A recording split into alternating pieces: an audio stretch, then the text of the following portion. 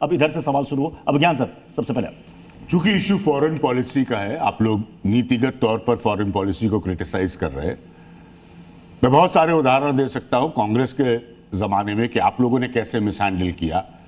आज की स्थिति में कांग्रेस इसको कैसे हैंडल करती है? आपने कहा कि प्रीएम्प्ट नहीं कर पाई, यानी पहले से यह सरकार नहीं सोच पाई।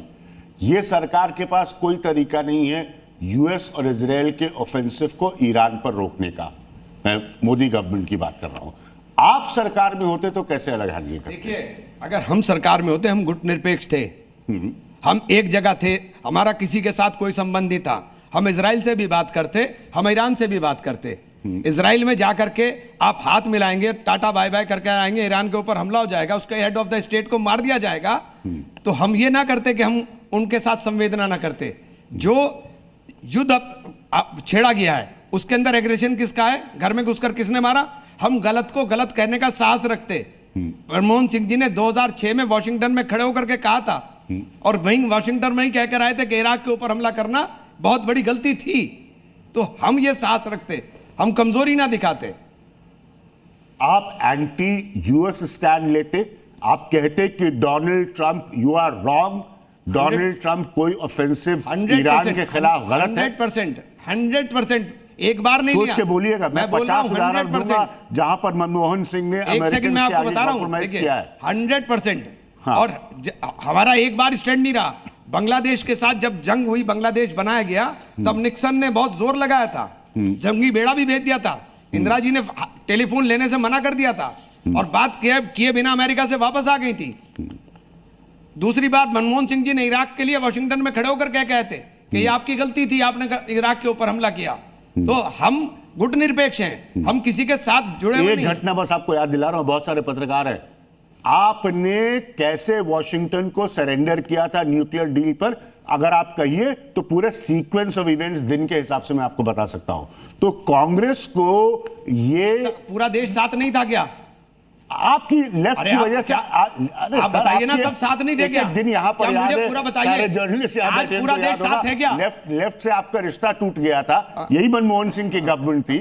तो उन डिटेल्स में नहीं जाए। मैं ये कह रहा हूं कि यूनिफॉर्मिटी से जब कांग्रेस ये कहती है कि इस सरकार को यूएस के खिलाफ स्टैंड लेना चाहिए, मैं सिर्फ कांग्रेस को याद दिलाना चाह रहा हूं यूएस के खिलाफ नहीं, क्यों कितनी बार प्रो वॉशिंगटन हमें अपने हित में फैसला लेना चाहिए। हाँ, हमें यूएस के खिलाफ नहीं की बात कर रहा हूं मैं, हमें अपने हित में फैसला लेना चाहिए कि जो हमारे हित में हो हम वो फैसला करें। और हमारे हित का मतलब मेरा हित नहीं है, देश का हित है।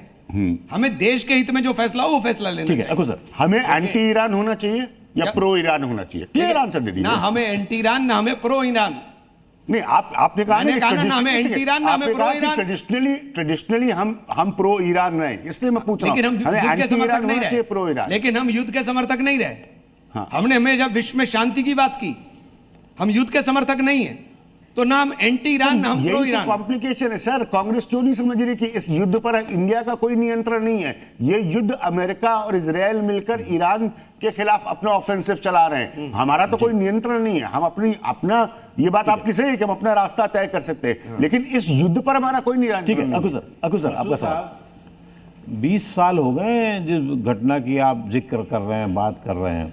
20 साल में दुनिया की राजनीति बहुत बदल गई।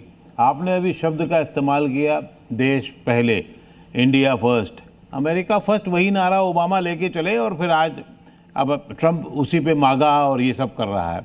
ऐसी स्थिति में क्या ये संभावना थी कि आप प्रधानमंत्री को ये राय देते कि आप इजराइल मत जाइए? 100%। आपने एक बार भी नहीं कहा। नहीं, एक मिनट। कांग्रेस अगर देश के हित में इतना ही सोचती है, या कांग्रेस जो है वो इतनी ही बड़ी बड़ी बात करती है, इतना खुश होने की जरूरत नहीं इस समय। ये बताइए कि क्या कांग्रेस ने एक बार भी कहा कि प्रधानमंत्री जी ये वक्त आपके इजराइल जाने का नहीं है?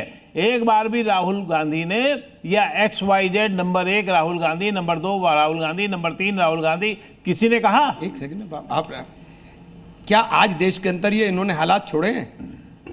विपक्ष की बात राहुल गांधी को बोलने नहीं दे रहे हैं। राहुल गांधी को खड़े होते ही सबसे पहले हंगामा शुरू कर देते हैं। राहुल गांधी का आप सलाह की बात कर रहे हैं, ये सलाह मशवरा कौन सा मांग रहे हैं? ये तो जो प्रॉपर जो जहां संवैधानिक रूप से राहुल जी को बैठना चाहिए वहां तक तो बैठने नहीं दे रहे हैं।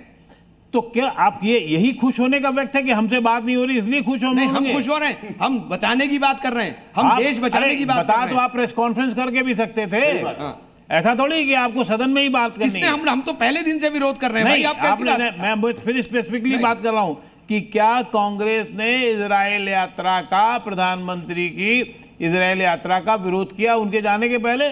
नहीं। उससे पहले कैसे कर सकते थे? क्या वो मालूम था भारत के प्रधानमंत्री को कि इजराइल से वो लौटेंगे और इस घटना का फायदा इजराइल इस तरह उठाएगा कि उनके लौटते ही हमारे एक मित्र देश के खिलाफ, जो कभी अच्छे संबंध रहे, उसके खिलाफ आक्रामक कार्रवाई होगी? तो इस तरह की बात पूछना बहुत ज्यादा मायने नहीं रखता। मैं एक दूसरा सवाल पूछना चाहूंगा आपसे, इसी से जुड़ा हुआ है कि आज आपके इलाके से सटे हुए एक इलाके में पुलिस अफसर कहते हैं कि किसी भी देश में कोई घटना हो रही हो तो किसी भी धर्म या संप्रदाय के लोग जब किसी धार्मिक कार्य के लिए इकट्ठा होते हैं तो वो किसी दूसरे देश के समर्थन में कोई भी हरकत ना करें, वो अपना दुख जताएं नहीं, चाहे वो कितने भी बड़े धर्मगुरु को मार दिया गया हो। तो दो तरह के स्टैंड हैं। एक तो कहता है कि लोकतंत्र में सभी नागरिकों को, चाहे वो विदेश के किसी घटना पे भी, अपनी अभिव्यक्ति की स्वतंत्रता है, लेकिन दूसरी तरफ पुलिस अधिकारी कह रहे हैं कि अगर या तो आपको ऐसा करना है तो आप ईरान में चले जाइए और शहीद हो जाइए। इस पे आपका क्या कहना है? देखिए, यही तो दिक्कत हो गई। ये देश सबका है, देश के संविधान ने सबको अभिव्यक्ति की आज़ादी दी है, देश के संविधान ने सबको अपना धर्म मानने की आज़ादी दी है। एक व्यक्ति, अगर कोई धार्मिक व्यक्ति है जिसका पूरे विश्व में उसकी मान्यता है और उसकी मौत होती है, मौत तो दुश्मन की हो जाए उसके ऊपर भी अफसोस होता है, तो मौत के अफसोस के ऊपर अगर कोई पाबंदी लगा रहा है तो ये तो सीधे सीधे संविधान का उल्लंघन हो रहा है। ये तो आपकी संवैधानिक अधिकार है कि, लेकिन मैं उसको इस रूप में नहीं देखता हूं कि आप उसके लिए जुलूस निकालें, आप उसके लिए करें, उसकी जरूरत नहीं है।